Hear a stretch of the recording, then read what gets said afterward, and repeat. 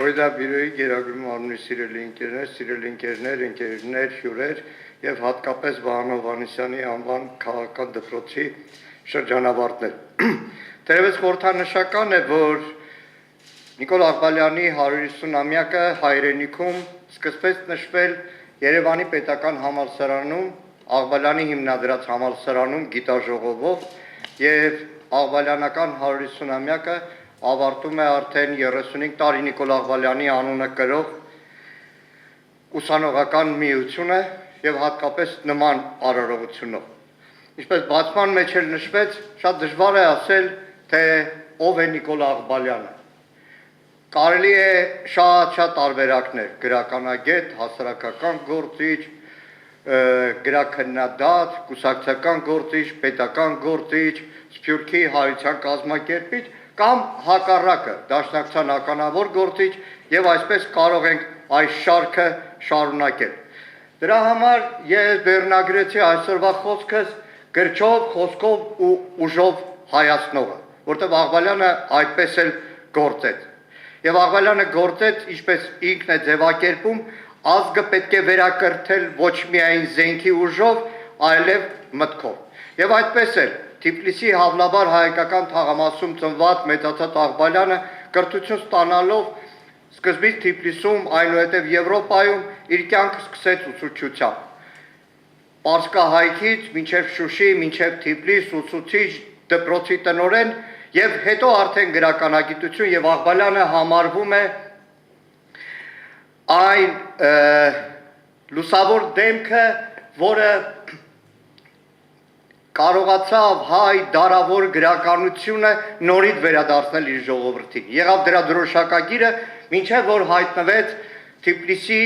հայության մշակութային միջնաբերդում, կամ հայության ընդհանրապես մշակութային միջնաբերդում Վերնատանը, Թումանյանի, Աղայանի, Լևոն Շանթի, Ավետիք Իսահակյանի ընկերակցությամբ։ 1904 թվականին Նիկոլ Աղբալյանը անդամագրվեց Հայ-հեղափոխական դաշնակցությանը և սկսվեց Աղբալյանի կյանքի ևս մեկ փուլ ազգային, հասարակական, քաղաքական գործունեությամբ։ Նախ ազգային բյուրոյի կազմում, առաջին համաշխարհային պատերազմում գաղթականություն, օգնություն գաղթականությանը, մինչև արդեն կամավորական շարժում և Աղբալյանը դառնում է կամավորական շարժման վարիչ մարմնի անդամ և զբաղվում է արդեն դեպի Արևմտյան կամավորական խմբերով։ Ու պատահական չի, որ ասում է դարձել եմ միջնորդ զինվորական մարմնի և ազգային բյուրոյի միջև։ Ինձ են հանձնում դրամը և ինձանից հաշիվ պահանջում, մի տեսակ ելևմտական նախարար եմ դարձել և օր ու գիշեր դրամի հաշվի հետ գործ ունեմ։ Այսօրվա խոսքում երբեմն տեղափոխվել եմ տարիներ առաջ, որ իբրև ուսանողական միության անդամ երջանկություն եմ ունեցել շփվել Նիկոլ Աղբալյանի դստեր Տիկին Դորա Աղբալյանի հետ։ Եվ այս փուլի հետ կապված Տիկին Դորան պատմում է, ասում է, շաբաթներով հայրիկը տուր չեն գալիս, մի օր գիշերով եկավ, մայրիկս ասեց Նիկոլ, տանը Տիկին Դորային շաղիկ են ասել։ Նիկոլ, մոռացել ես, այսօր շաղիկի ծնունդն է, եւ ասում է հայրիկը մեկ էլ ասեց, չէ, իհարկե չեմ մոռացել։ Նրա համար նվեր ունեմ եւ նստեց դաշնամուրի առաջ ու փայլուն կատարեց Սայաթնովա։ Աղբալյանը անգերազանցելի էր Սայաթնովայի կատարման գործում։ Կամավորական շարժում թուրքական ճակատը փլուզվում էր, հայկական կամավորական խմբերն առաջ էին գնում, Վանի երկարատև ինքնապաշտպանությունից հետո այլևս ազատագրվում է Վանը եւ Աղբալյանը չափածո նկարագրում է այդ ամենը, ինչ որ եղել է։ Իվան, կոչն է օրվան, խունունցը մեր, որ չգիտեր թե Հայաստան մեր գյուղ, քաղաք, լեռ, անդաստան, գետ ու ծովակ, քանի դարեր, անտեր, ավեր, բիրտ, մոլեգին, քյուրդ ու թուրքին, քամին ընկավ, Իվան, կանչում է արդ, վես ու հպարտ։ Բայց Աղբալյանը չէ լինի Աղբալյանի, եթե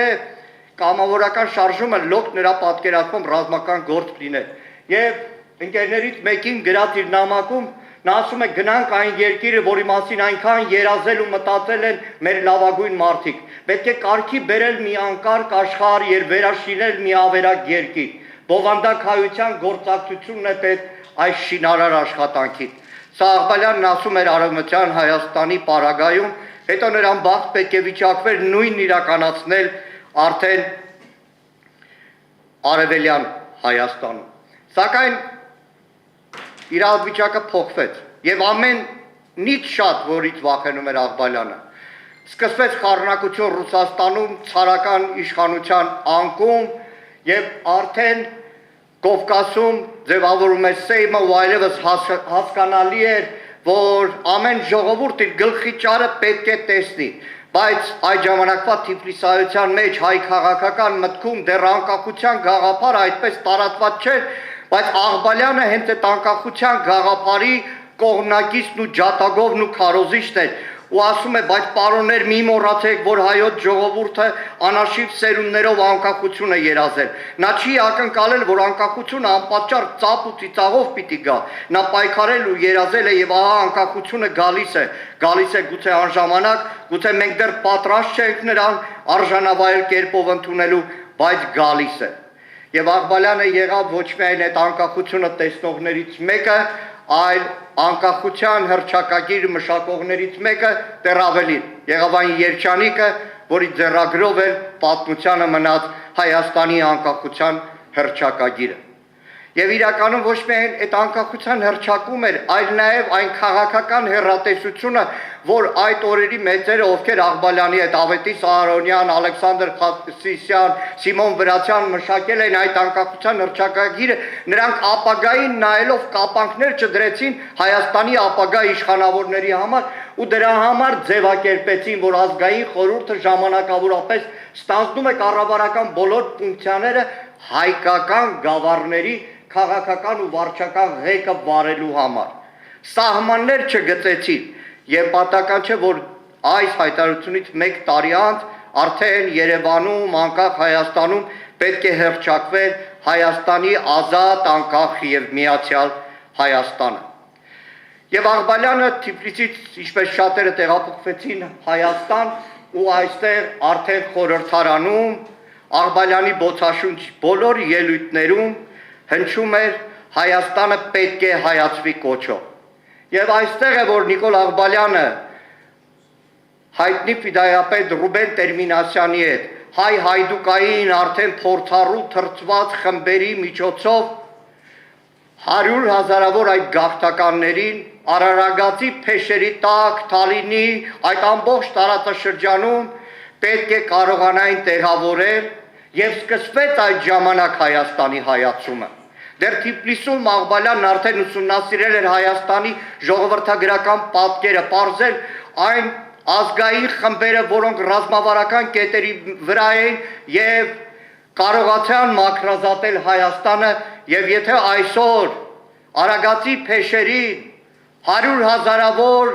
մշեցիների ու սասունցիների ժառանգները խաղաղ ապրում են, պարտական են Աղբալյանին, պարտական են Ռուբենին, պարտական են Դաշնակցությանը,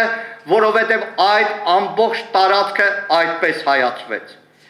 Եվ դրան հաջորդում է արդեն պետականաշինությունը։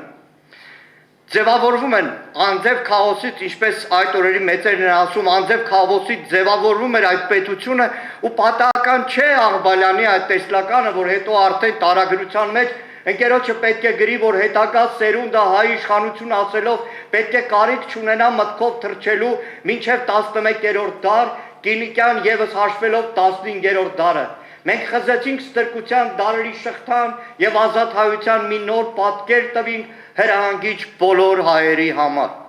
Սա էր մարգարեությունը։ Այսօր այս դալիճում նստածները մեկ պահ պատկերացնեին արդեն անկախ Հայաստանում, որ ինչ օրինակով էին ապրելու որպես պետություն, պետականություն ու եթե չլիներ առաջին հանրապետությունը, ուր էինք հասնելու 600 տարի առաջ։ Եվ այստեղ արդեն կրթության նախարար պարոն մինիստր Նիկոլ Աղբալյան ժամերով կարելի է խոսել, ժամերով, օրերով, ամիսներով կարելի է կարդալ Աղբալյանի այն ամբողջ գրագրությունը որպես մինիստր, որպես լուսավորության նախարար, որ Երևանի պետական արխիվում է։ Անհավատալի մի պատմություն է, առաջին նամակներից մեկը, որը կառավարությանը դիմում է կրթության նախարար Աղբալյանը, ասում է Վրաստանում եւ Ադրբեջանում հայկական դպրոցները պետությունները չեն ֆինանսավորում, մենք պետք է այնպես ֆինանսավորենք, որ Վրաստանում ու Ադրբեջանում հայկական դպրոցները թաթարական ու վրացական դպրոցներից ետ չմնան։ Միայն կարճ ուղղակի անցնեմ։ Հիմնադրում է Մատենադարանը, կոնսերվատորիան, ազգային գրադարանը, աշխուժանում է մշակութային կյանքը։ Ֆինանսավորում են Կովկասի հայկական դպրոցները, սկսվում է մշակութային գիտական ներգաղթ եւ հայրենիքում հաստատվում է հայ մարմնակրթական միությունը։ Մշակութային ներգաղթը հենվում էր առաջին հերթին այն կրթական հաստատության վրա, որի հիմնադիրը դարձավ Նիկոլ Աղբալյանը։ Եվ 20 թվականի հունվարի 31-ին Գյումրիի ցրտասունց մի օր օտար երկրների դեսպանների քաղաքական պետական գործիչների ներկայությամբ Նիկոլ Աղբալյանը պետք է արտասաներ համալսարանի հիմնադրման իր հայտնի ճառը, որտեղ վերջում նա պետք է ասեր. մեր թշնամիները չեն հաջողելու եւ այն ջահը, որ մենք վառում ենք Հայաստանի բարձրավանդակի վրա, չի հանգչի եւ կլուսավորե առաջավոր Ասիան։ Թերևս թվում է հռետորաբանություն, բայց իրականում այստեղ էլ է Աղբալյանը մարգարե անում։ Հետագա տասնամյակների, նույնիսկ խորհրդային Հայաստանի ժամանակ այդ Ասիայի տարբեր երկրներ Հնդկաստանից մինչև Մերձավոր Արևելքի արաբական երկրներից հազարավոր ուսանողներ ավարտեցին Երևանի պետական համալսարանը, համալսարանից արդեն առանձնացած բժշկական, պոլիտեխնիկ, ճարտարագիտական եւ այդ օտարները իրենց հոգեվոր կյանքը կապեցին նաեւ Հայաստանի հետ։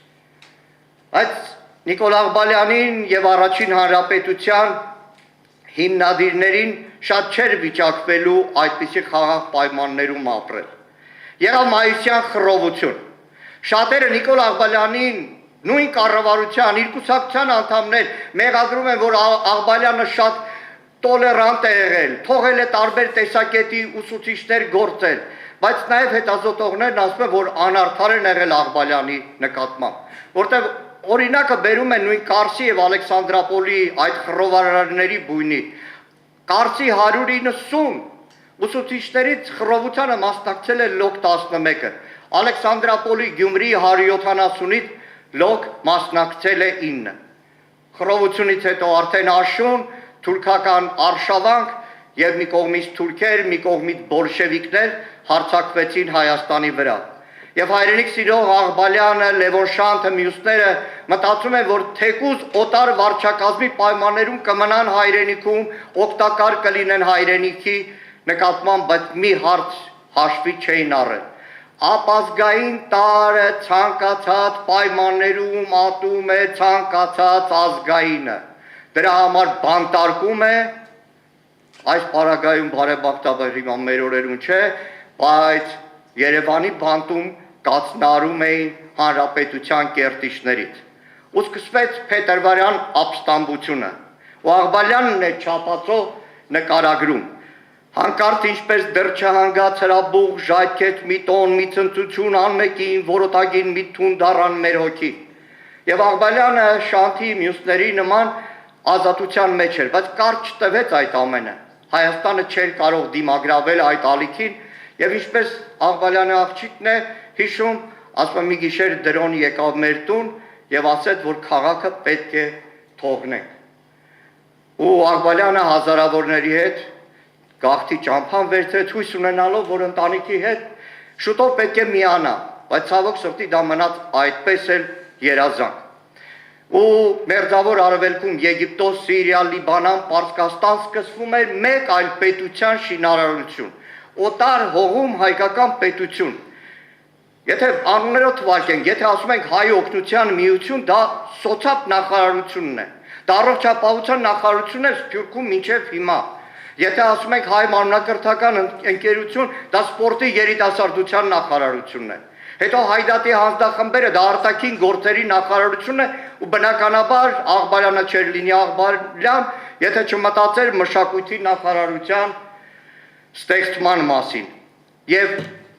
20-ականներին է ասում, երբ մեր հայրենիքը ազատվի, ինչ պետք է տանենք մեզի հետ, պետք է հայությունը աշխատի, որ երբ Հայաստանի ազատության զանգը հնչե, իր հետ տան իր հոգեկան եւ մտավոր հարստությունը, պետք է հավաքվենք մեր իդեալների շուրջ, որոնք մեր դեմքը կպահեն հոս, եւ իրականում էլի մարգարեություն, որտեղ երբ որ Հայաստանը անկախացավ 80-ականներին, համազգայինը դարձավ մշակույթի վերազարթոնքը նաև Հայաստանում, համազգային թատրոն, համազգայինի հովանավորությամբ հայ գրականագիտական գրական լավագույն ամսագիր Նորքը, հազարավոր մտավորականների մշակույթի գործիչների այցերը Սփյուռքում եւ համազգայինով էր, որ արևելա ու արևմտահայ մշակույթները հնարավոր եղավ այս տասնամյակներում միավորել։ Եվ այս առումով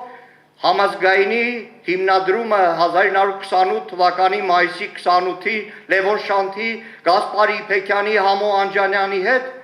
բնականաբար Աղբալյանը, մյուսները պետք է մտածեին կրթական հաստատության մասին եւ հիմնադրվեց Բեյրութում Նշան Պալանջյան ճեմարանը։ Ճեմարանը մի տաճար է, ուր կաղոթենք հայ մշակույթի սուրբերուն։ Ու Աղբալյանը, Լևոն Շանթը, Վրացյանը որպես այդ աղոթքի քահանաներ կրթեցին հազարավոր մարդկանց, երիտասարդների տվեցին լավ կրթություն եւ ամբողջ աշխարհով ճանապարհեցին, որ դառնան մեծ հայր, դառնան հայրենասեր ամենակարևորը։ Եվ մինչև հիմա էլ ճեմարանականը համարվում է այդ հպարտության առարկան։ Բայց Աղբալյանը լրիվ ուրիշ մի կյանք ուներ։ Դա դաշնակցական գործունեությունն է։ Եվ Աղբալյանը եղավ մեկնիչը դաշնակցության երկու փաստաթղթերի, այս երկու բրոշյուրների, դաշնակցության ծրագիր եւ կազմակերպական կանոններ։ Իրականում ինչպես հետևելով Աղբալյանի այդ աղոթքին, ինչպես Սուրբ Գիրքն է, որ տասնամյակներ, հարյուրամյակներում մեկնության է ենթարկվել, հայություն ունեցել են արեկացիներ ու տաթևացիներ, այդպես էլ Աղբալյանը մեր կանոնագիրը եւ ծրագիրն է մեկնաբանել։ Ու պետք է անկեղծ ասեմ, գիտեք, ավակ սերունդը կհիշի, երբ որ դաշնակցությունը հաստատում էր Հայաստանում, բրոշյուրը մտածումներ հայեղափոխական դաշնակցության հույդա կանոնագիրը, կրկին մեր կանոնագիրը, բոլորը կարդում էին։ Գրագետ, ոչ գրագետ, դասախոս, ազատամարտիկ, որևէ մեկը չէր պարտադրում։ Պարզապես ինչպես ամեն հավատացյալ Սուրբ Գիրքը կարդալով ու տարբեր նման հոգևոր գրականությամբ ինքը շատ ավելի կատարելագործում էր, այդ պայմաններում բոլորի համար էր միանշանակ էր, որ առանց դրա հնարավոր չէր։ Բայց մտածումներ հայեղափոխական դաշնակցության մասին չէր լինի Աղբալյան այդպիսին, եթե չլիներ Աղբալյան։ Նա չի համարձակվել իր մեկնաբանությունը դաշնակցության կարգապահության իր անունով, ինքը իրեն արժանի չի համարել, որ իր անունով իրենից ավակ, իրենից երիտասարդը ապագա դեռ պատանիներ, որ դառնալու են դաշնակցության անդամ, իրեն դասատուի կարգավիճակ տա ու դրա համար կեղծանունով, հանգույց կեղծանունով է ինքն իրեն ներկայացնել, ինքը հավասար է դրել իրեն։ Եվ ինչ որ գրել է Աղբալյանը իրականում այդպես էլ պարտաճանաչ, թեկուզ շատ հաճախ անարդար որոշումները հլու հնազանդ կատարելով Աղբալյանը շարունակել է իր գործունեությունը։ Այստեղ կարգապահության մի օրինակ Նիկոլ Աղբալյանի մոտ ընկերներից կուսակցական, պետական քաջազնունին, երբ որ հայտնի դաշնակցությունը այլևս անելիք չունի գիրքն է հրապարակում, Աղբալյանը իր մի ընկերոջ ասում է, որ նա կարծում էր երևի թե մեծազանգված հետևորդներ պիտի ունենա, նա հաշվի չառավ այն հանգամանքը, որ կուսակցական մասսան կարդալով չէ, որ կուսակցական է դառնում կամ մնում։ Նա մոռանում է, որ երբ մարդիկ տասնյակ տարիներ ապրում են մի կյանքով եւ մշակում մի որոշ նկարագիր, իբրև հետևանք միատեսակ եւ միատիպ վերաբերմունքի կուտակման, դյուրավ չեն կարող կարծիքի ազդեցության տակ բարոյաշրջվել։ Եվ իրականում այս տասնամյակների ընթացքում եղել են դեպքեր դաշնակցությունում, որ ինչ որ մեկը մեծամտածել է, ինչ որ մեկը կարծել է, որ ինքը շատ ավելին է, քան մյուսները, բայց բոլորը Հայաստանից մինչև Ամերիկա, մինչև Եվրոպա, Մերձավոր Արևելք, բոլորը պարտվել է, որովհետև դաշնակցությունը ինքը էություն է, ընտանիք է, կարող է մեկը սխալվել, բայց ընտանիքի բոլոր անդամները չի, որ կարող են սխալվել։ Ու այստեղ մի յուրահատկություն նաև Աղբալյանից։ Եթե այսօր մենք դաշնակցական մեծերի հուշերն ենք կարդում, պարտականներից մեկը Աղբալյանին ենք, որը մղում էր բազմաթիվ նամակներով, մղում էր հուշեր գրեք, ու իր նամակներից մեկում ասում է. նորից խնդրում եմ միջոցները ձեռք առնել Սեպուի Անդրանիկի հուշերն արձանագրելու եւ Խադիսյանին գրես կամ խոսես հետը գրի առնել իր հուշերն ու ապրումները։ Մահը մերն է, մենք մայինը, տես Թումանյանը գնաց եւ որքան բան տարավ իր հետ մեր գրականության համար թանկարժեք։ Եվ վերջապես Աղբալյանի կյանքի եւս մի էջ, որ ես չեմ կարող շրջանցել։ Ինչպես նշեցի 21 թվականին հայրենիքից հեռանալով երազում էր, որ շատ շուտով ընտանիքին կմիավորվի։ Չեղավ այդպես։ Նամակագրությունում փաստաթղթերով կա փորձ արել ընտանիքին տեղափոխել Հունաստան։ Դա էլ չի ստացվել։ Կինը եւ 3 զավակները շարունակել են ապրել Հայաստանում եւ Նիկոլ Աղբալյան ուսանողական միության անդամն է։ Նիկոլ Աղբալյանի դուստրը երջանկություն ունեցավ 1990 թվականին տարիներով իր նվագած նվագախմբի օպերայի դահլիճում ներկա լինել Դաշնակցության 100-ամյակին, որտեղ հնչեց իր հոր անունը։ Գիտեք, Աղբալյանը հերվից այնպես է դաստիարակել իր ընտանիքի անդամներին, զավակներին, նամակներում, բացիկներով, պատմություն, մշակույթ, ամերիկյան կինո, հատիկ բացատրել է, բայց առանձնացրել է մի նամակից մի փոքր հատված, տղային է գրում, ասում է, գրությունը հավանեցի, գրածն լավ էր, բավականին բան իմացան քո մասին, բայց որ ամեն բան օրինակ դասերիդ մեջ ինչպես ես, երևի դու մտածել ես, թե իհարկե լավ եմ, դրա մասին ինչ գրեմ, ես էլ կարծում եմ, որ լավ պիտի լինես, թե չէ կգրեիր։ Մի քիչ հոգու խորքում նեղվել է, որ իր տղան նամակ երբ որ գրել է, չի գրել հայրիկ ոնց ես, բայց այդ հայրիկ Աղբալյան չէր լինի, որ այդ նեղացածության հետ մեկտեղ ինքը հարցը տար, ինքն էլ պատասխաներ։ 1948 թվականին Նիկոլ Աղբալյանի տուն է այցելում Ավետիք Իսահակյանը եւ ընտանիքին հայտնում, որ Լիբանանում մահացել է Նիկոլ Աղբալյանը, բայց նրա հիշատակը միշտ ընտանիքում վառ է մնացել։ Շատ հաճախ